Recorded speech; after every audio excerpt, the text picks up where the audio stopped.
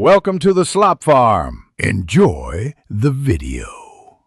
You begin by confirming the scanner model and how it connects. This determines the exact pairing or USB step you'll use. Once powered, check battery or the 5V LED to avoid mid-shift failures.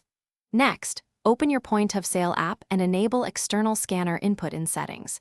If using Bluetooth, put the scanner in pairing mode and pair from the tablet or terminal. Doing this first ensures the rest of the process reads codes immediately and avoids wasted transactions. Now you configure how the scanner reads so it matches your workflow. Set scan mode, continuous for hands-free lanes, trigger for hand scanning, or presentation for countertop mounts, because the wrong mode causes missed scans.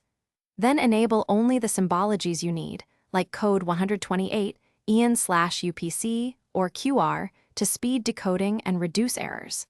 Make small aiming and distance adjustments until barcodes light up quickly. This calibration ensures reliable reads. Finish by testing 5 typical SKUs to confirm the scanner sends the right codes, prices, and quantities into your POS. This validates the whole setup. Make sure feedback is active, beep, LED, or haptic, so you and staff instantly know a scan succeeded.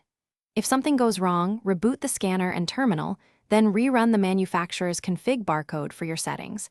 This often restores defaults and fixes persistent misreads.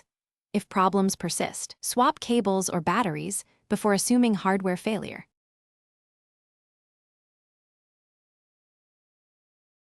Thanks for watching. Consider subscribing if we helped you today.